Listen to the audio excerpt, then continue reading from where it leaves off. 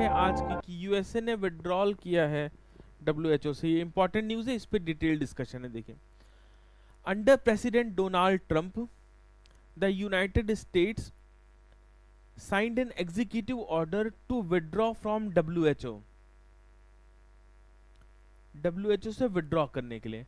और रीजन क्या दिया कि mishandling of COVID 19 pandemic, कि कोविड 19 पैंडमिक में डब्ल्यूएचओ ने मिस हैंडलिंग करी है, जो बहुत हद तक मैं पर्सनली मानता हूं कि सही है, कि बिना रिसर्च के डब्ल्यूएचओ ने इधर उधर की बातें करी हैं।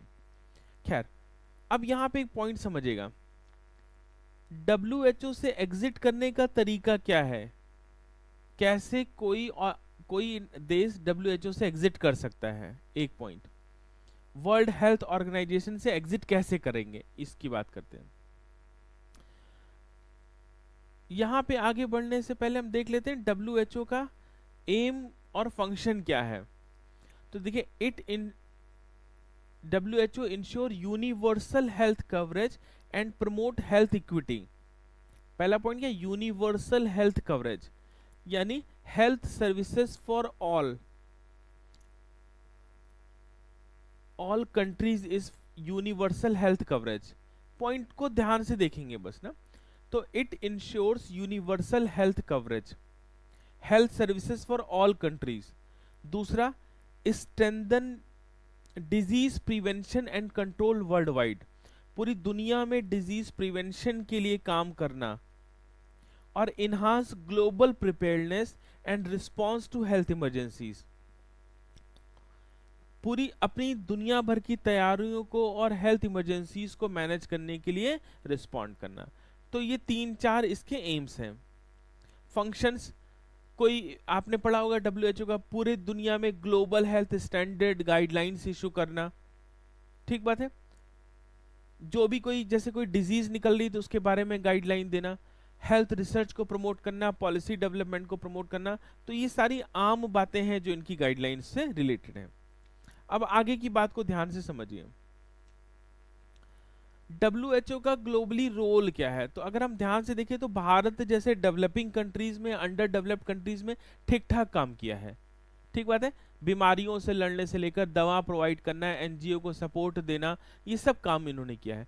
तो डिजीज इरेडिकेशन में बहुत की रोल है डब्ल्यूएचओ का। तो आने वाले टाइम में मेंस में क्वेश्चन ये पूछा जा सकता है कि कैसे world health organization capacity building कर रही है डेवलपिंग कंट्रीज में, और कैसे सस्टेनेबल डेवलपमेंट गोल के लिए कॉम्प्लीमेंट कर रही है। तो इसको एंगल पूछा जा सकता है। कौन कौन सा एंगल, देखिए, डब्ल्यूएचओ का एंगल, कैपेसिटी बिल्डिंग का एंगल, और सस्टेनेबल डेवलपमेंट गोल का एंगल। और यूपीएससी में इस पे एक और ऐड कर देंगे, यूएस विड्रॉल का क्या इंपैक्ट होगा, the impact of US withdrawal. चलिए देखिए, ये वही डिसीजन है, क्या बोला यूएस ने कि मिस हैंडलिंग करा है कोविड में। और दूसरा जो लगाया है कि ये ऑर्गेनाइजेशन पॉलिटिकली बायस हो चुकी है। तीसरा जो यूएसए ने रीजन बताया कि जो फाइनेंशियल बर्डन है वो यूएस पर ज्यादा है in comparison to other countries, particularly focus कहां किया, चाइना पे। तो कितने को लग रहा है कि this is the impact of new trade war between US और चाइना। जितने लोगों को लग रहा है वो लिख दो जरा सा एक बार कि हाँ ये ट्रेड वॉर का ही रिजल्ट दिख रहा है। नहीं तो अमेरिका तो जब से बना है ये सब लेकर चल रहा है। चाइना ने पैंडेमिक फैलाया, चाइना की वजह से फैला, यूएसए ने सबसे ज्यादा फाइनेंशियल बर्डन भी किया। और अब अचानक से विड्रॉ करना यूएसए का कहीं ना कहीं किसको दिखा रहा है, ट्रेड वॉर को दिखा रहा है कि सबसे ज्यादा मैनेज कर रहे हैं हम, सबसे ज्यादा फंड कर रहे हैं हम, सबसे ज्यादा फायदा उठा रहे हो तुम। कितने लोग को लग रहा है, लिखो trade war. This is the result of trade war.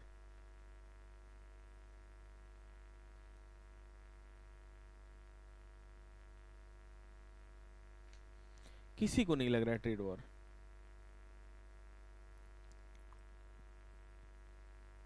ठीक बात है, वेरी गुड, कुछ लोग को लगने लगा है ना। चाइना को फोकस करके बोला कि हम विड्रॉ कर रहे हैं। और आप आने वाले टाइम में देखिएगा, ये प्लान है डोनाल्ड 2.0 का कि जितनी भी स्कीम चल रही हैं जहां पे यूएसए मेजर फंड है वहां से वो विड्रॉ कर रहा है। तो देखो अपनी इन 30 क्लासेस को हम समराइज करते हैं यूएसए के रिलेशन को लेकर, तो इतनी बातें याद करिए।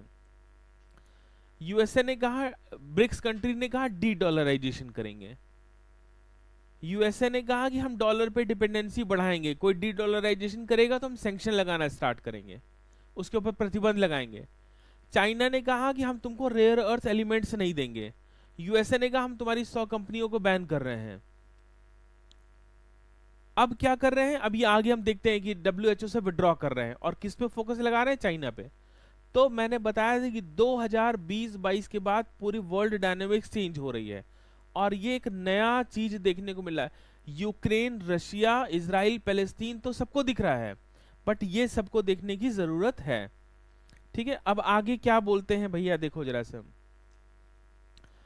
अब इस ऑर्डर का या इस डिसीजन का फर्क क्या पड़ेगा कि जितनी भी डब्ल्यूएचओ को फंडिंग दी जा रही है, जितने भी रिसोर्सेज दिए जा रहे हैं, वो सब रोक दिया जाएगा।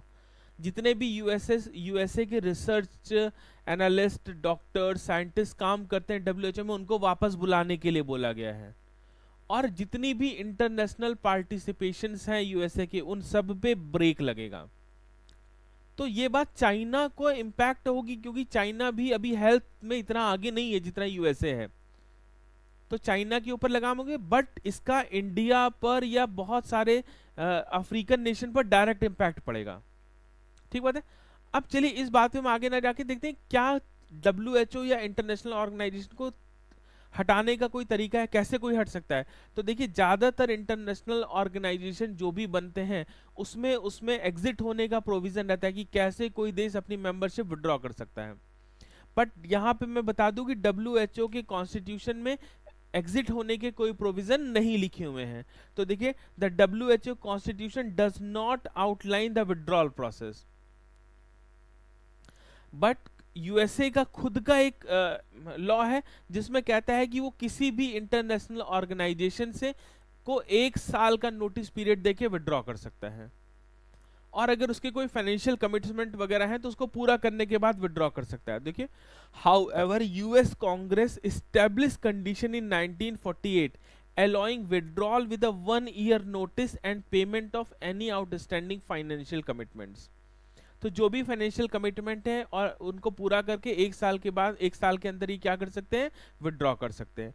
तो फिलहाल डब्ल्यूएचओ में कोई नोटिस, डब्ल्यूएचओ के कॉन्स्टिट्यूशन में कोई एग्जिट का तरीका मेंशन नहीं है।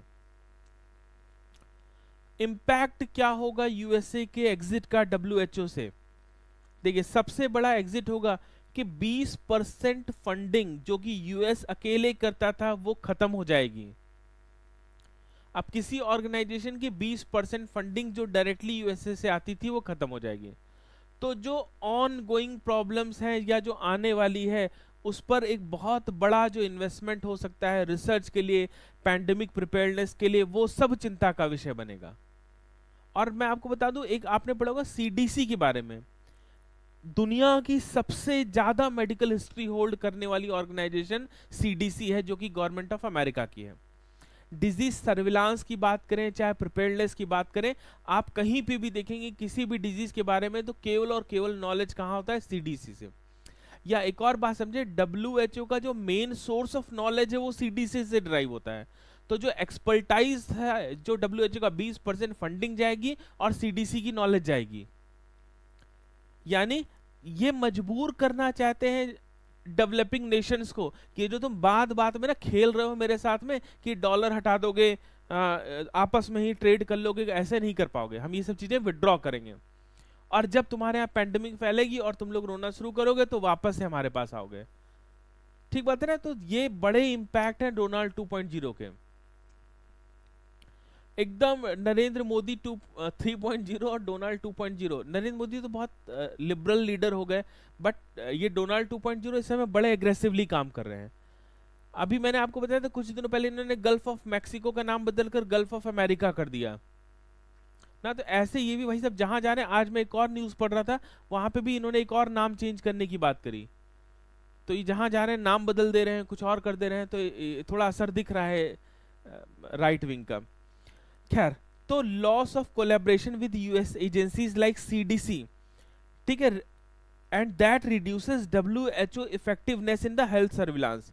जो CDC का काम है उसका एक्सपर्टाइज अब WHO को नहीं मिलेगा। ग्लोबल इंपैक्ट होगा इसका, ये पूछा जाने वाला एग्जाम्पल क्वेश्चन है एग्जाम में।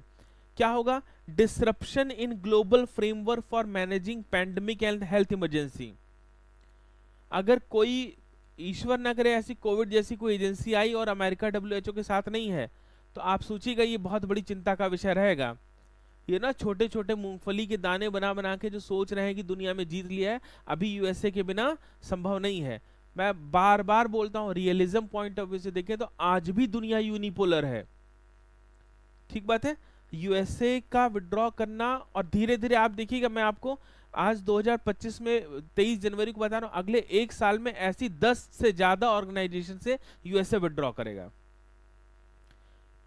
और इसका वॉर, इस इनडायरेक्ट वॉर का असर जो है ना, इस डायरेक्ट प्रॉक्सी वॉर का असर किस पे पड़ेगा? हमारे जैसे देशों पे पड़ेगा, भारत जैसे देशों पे पड़ेगा, जो आज भी उज्ज्वला योजना के अंतर्गत गैस बांट रहे हैं, राशन बांट रहे हैं, नारियल का तेल बांट रहे हैं, सॉरी वो कौन सा तेल बांटते हैं, रिफाइंड ऑयल बांट रहे हैं, चीनी बांट रहे हैं, और टिकटॉक पर फोकस किए हुए हैं, इंस्टा पे फोकस किए हुए हैं। ठीक बात है, चलिए इन पे देखेंगे असर हम लोग आने वाले दिन में, और आने वाले दिन थोड़े कठिन भी साबित होंगे। इसलिए भैया पढ़ लिख लो, सरकारी नौकरी मिलेगी तो कठिन साबित नहीं होगा, धंधे में कठिन साबित होने वाला है समस्या। चलिए, क्योंकि रिजल्ट है ट्रेड वॉर का। मार्केट देखो ना, शेयर मार्केट को देखो डिक्लाइन चल रही है, म्यूचुअल मार्केट को देखो डिक्लाइन चल रही है।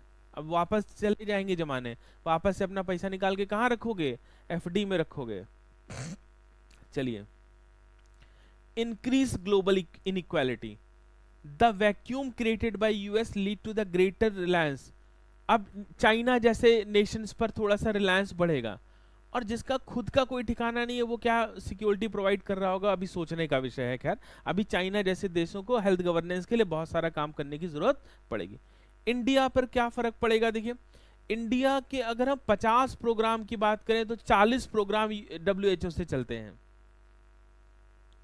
ठीक बात है, tuberculosis national NTCP national program for tuberculosis को US की WHO की फंडिंग थी, मलेरिया पे फंडिंग थी, HIV पे फंडिंग थी, मैटरनल हेल्थ पे फंडिंग थी।